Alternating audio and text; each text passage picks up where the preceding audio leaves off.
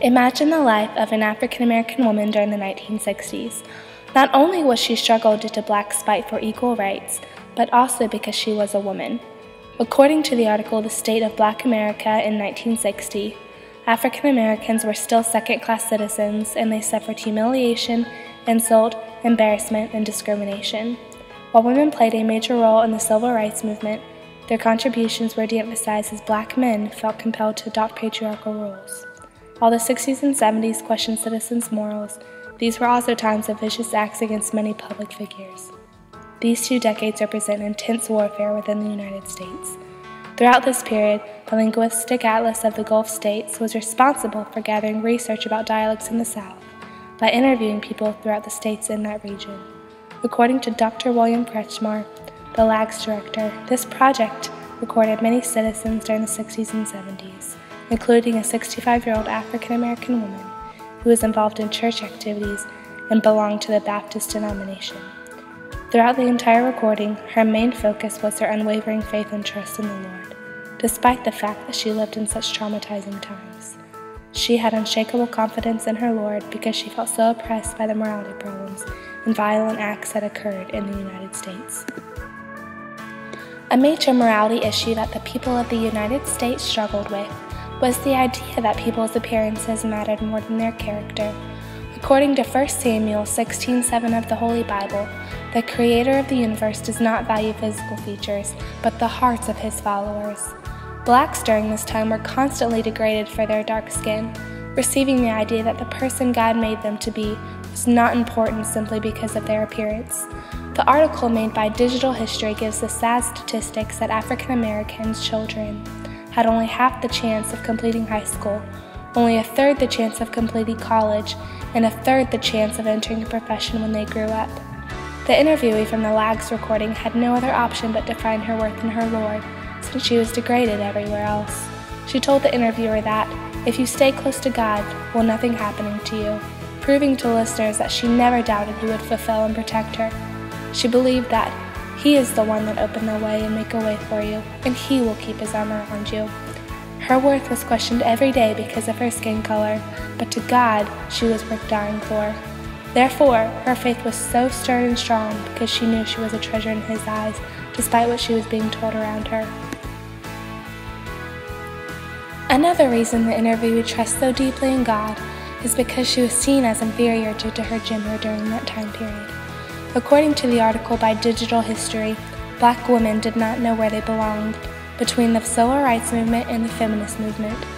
Even white women discriminated against black women. They suffered severely due to their color and gender. While men and women have different roles in God's eyes, neither is more valuable than the other to Him. Therefore, Informant 505 turned to her Lord and Savior to fulfill the void of comfort and love. She says that if you just turn around and look to God, you ain't got nothing to worry about because everything is in His hands, giving the interviewer the impression that she knows He will provide eternally. During these times, people did not envision an African American woman to be treasurable. Because the interviewer knew that her God did see her as such, she knew she had to thank God for what He did for us. She turned to the Creator because those around her did not view her as the valuable woman that God created her to be. Because the interviewee lived during a time of great discrimination towards African Americans and women, she also saw many acts of violence. The 60s and 70s held many discouraging events, such as the assassinations of John F. Kennedy and Martin Luther King Jr. in the Vietnam War. During such sensitive times, people were bound to look to God for understanding and reason, which explains why the interviewee's faith was trusting and soothing.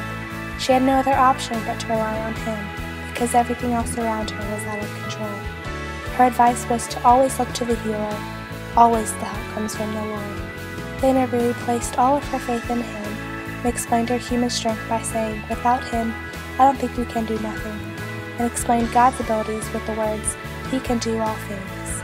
She gave all the focus to the Lord because she knew He was in control of the situations. Even through hard times for the country and hard times in her life, He was always given the credit for the way her life turned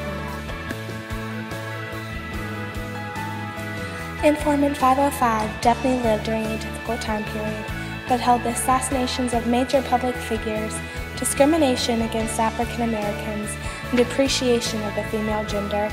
Despite the fact that she lived during an oppressive era, she still turned to the Lord and gave him her life. God was so compelling to her because she was overwhelmed by the times and events occurring around her.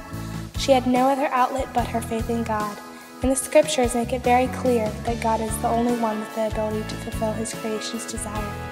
Isaiah 58:11 states, "The Lord will guide you always. He will satisfy your needs in a sun-scorched land and will strengthen your frame. You will be like a well-watered garden, like a spring whose waters never fail." Her faith was so strong not only because of the events happening around her, but also due to the fact that he is the only one who can fulfill his people.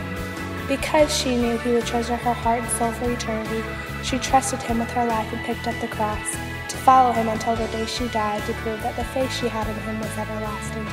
In the end, she knew she could only be fulfilled by one thing, and that was her Savior.